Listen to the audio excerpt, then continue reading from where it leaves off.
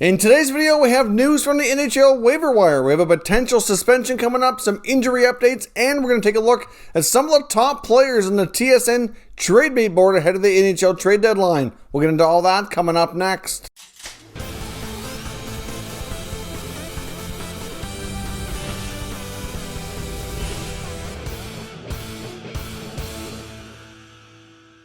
So welcome back to another video here at Top Shelf Hockey. Now, as I mentioned, we have a variety of news today. I want to start off with the NHL waiver wire. The Calgary Flames have placed center iceman Derek Ryan on NHL waivers, so he can be claimed up until noon Eastern time tomorrow. Of course, he had signed a 3-year contract back 3 years ago, so he's in the final year of his deal, making just over $3 million. He came over from Carolina. He was, I guess you could kind of call him a Bill Peters guy.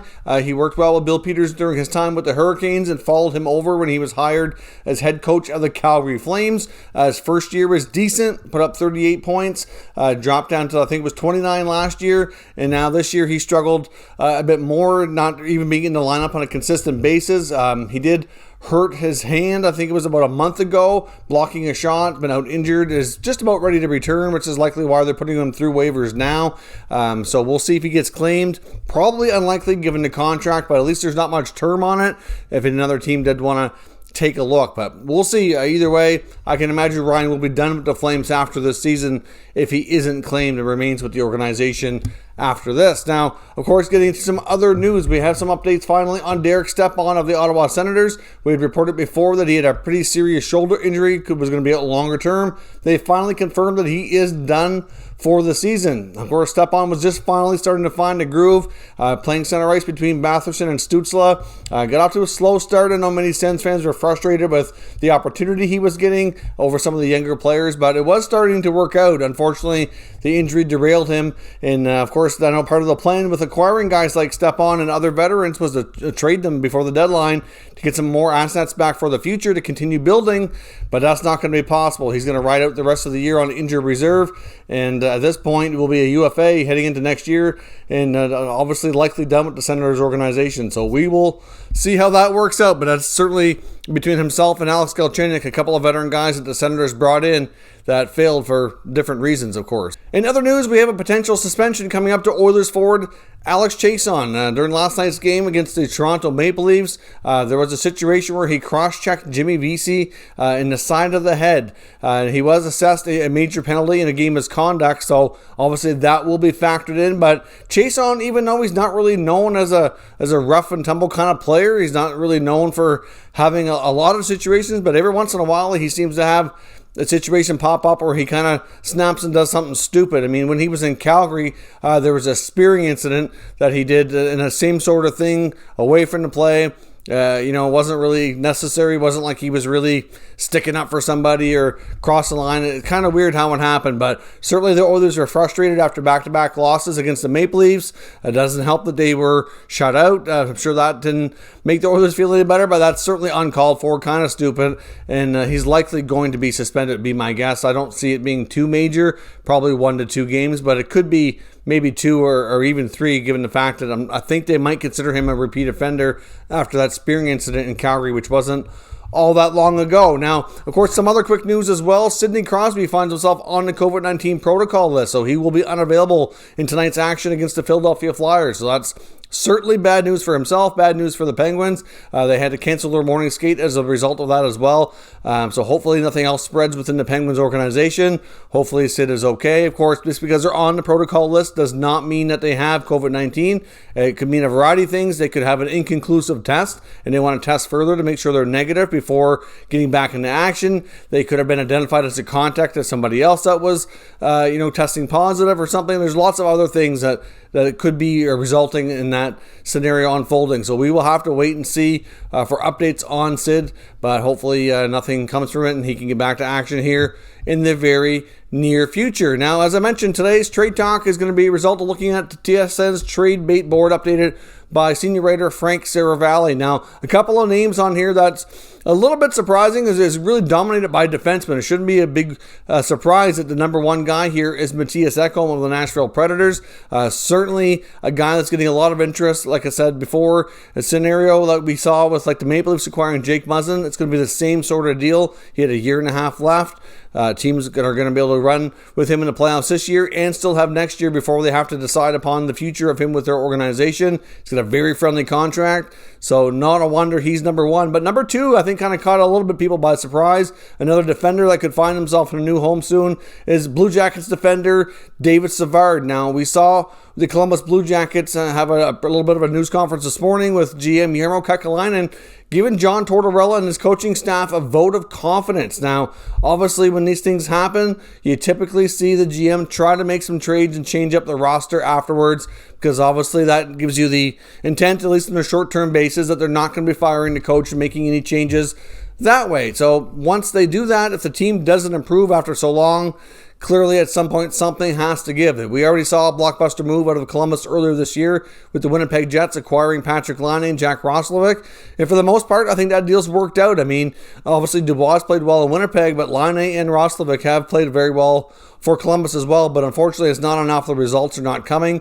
And clearly, they need to get themselves back in contention, and a deal could come sooner than later if they want to make a run this year, because right now they're falling more and more out of the picture as each game goes on. So, of course, David Savard's the latest name out there. Of course, he's a good-sized right-shot defenseman with a lot of experience. Can certainly play both ends of the ice, chip in, can play his own end. There's lots of teams out there looking for a top four right shot defenseman, so there's not going to be any shortage of interest in that department. But David Savard very well could be another name out there. I would also include in that, even though it wasn't on the TSN list, one of the Columbus goaltenders, whether it be Korpisalo or Elvis, one of the two could find himself on the move as well. It was highly rumored in the offseason that one of their goaltenders very well could be traded in an effort to upgrade other areas of the team. But I think when it comes to the blue line, Jones and Werenski are going to need new contracts in the not too distant future. So I think they're going to probably scale back what they're paying their other blue liners in an effort to sign them long term with bigger money, and obviously going to have to go a little bit cheaper on a second and third pair to kind of offset things that way.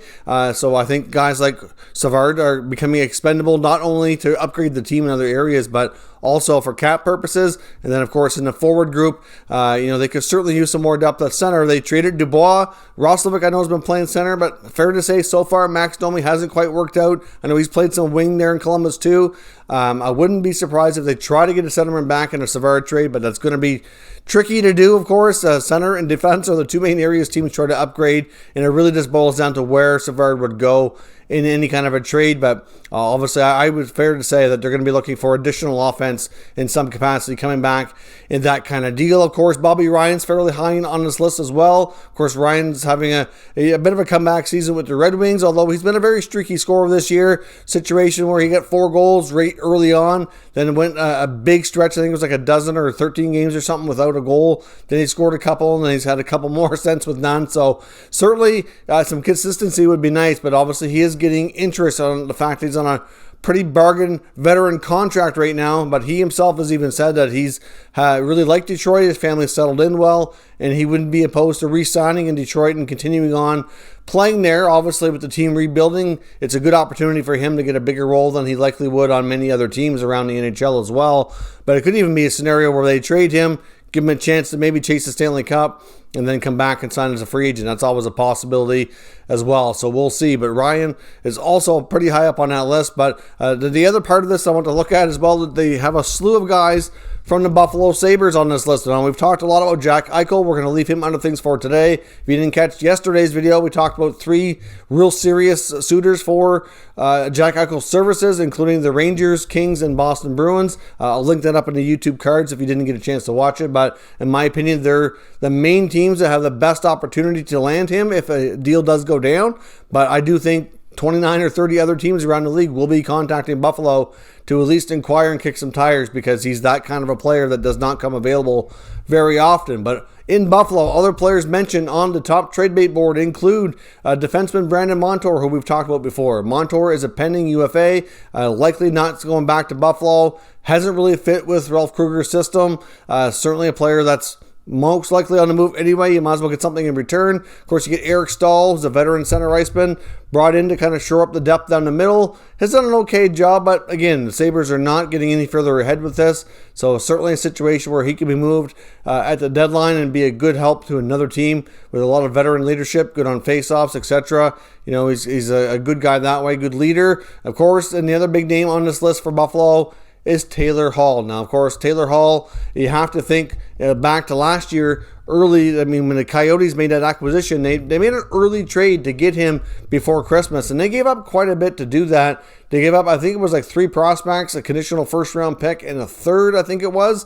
So this time around, his numbers are not as good.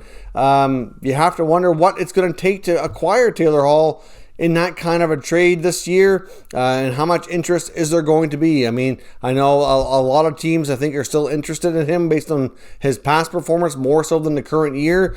They're not going to be looking at it, really, I don't think, as an opportunity to land him long-term.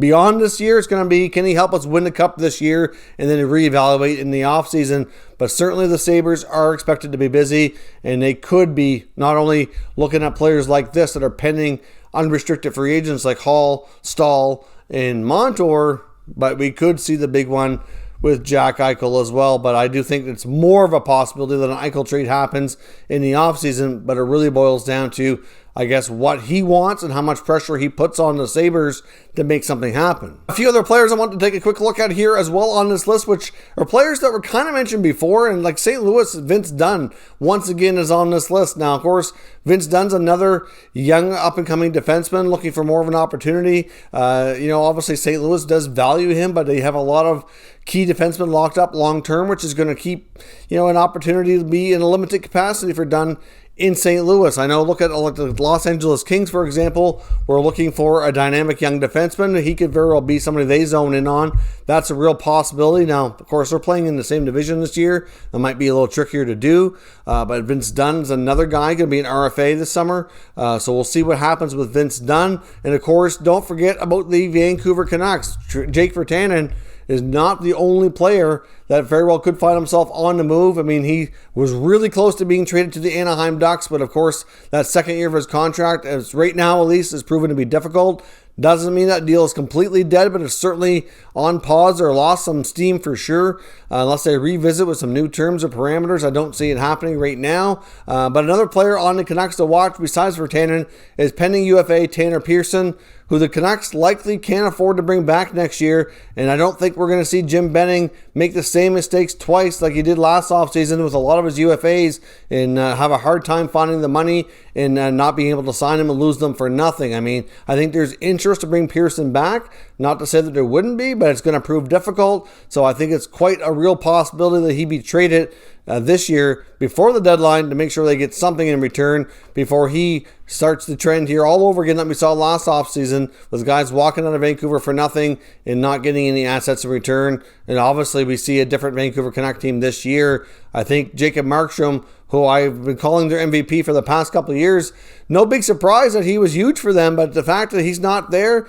giving them the goaltending night in, night out, certainly that kind of goaltending can cover up a lot of flaws and make a lot of the rest of the team look better than what it is. And I think in my opinion at least, the Canucks do have a very bright future, but that goaltending they got from Markstrom covered up a lot. And it kind of set some unreal expectations this year. I mean, it's not a huge surprise to see a young team like them take a big step forward and then a step back before they have to go forward again, because a lot of these young guys still have to learn to go through those growing pains, learn how to win, and obviously deal with all the losses that they had from free agency last year. That this team is not in the same predicament that it was in the bubble last year. It's not the same team. You take away all those guys, that's a big difference. You get Tanev and Stetcher and Toffoli and Markstrom, and Levo all gone. They lost a lot of chemistry there, and it takes time to build back up. So we'll see, but I don't think we'll see the Canucks make the same mistakes again, and it would be no surprise if Tanner Pearson's moved well before the NHL deadline. So there's plenty of other players on this list as well. We'll cover them more in the coming days.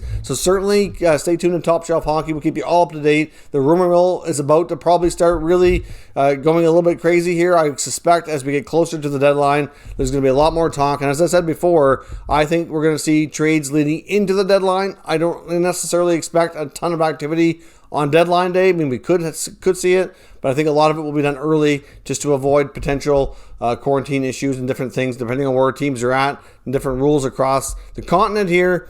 I mean, teams can't be waiting too long to get their players in the lineup, so they have to be proactive to get their business taken care of. So let me know your thoughts down below in the comments, and we'll discuss further. If you're new to the channel, consider subscribing and turning on your notifications so you don't miss any future content, and give this video a thumbs up if you enjoyed it. I'd appreciate it if you did. As always, thank you for watching, and I'll catch you next time.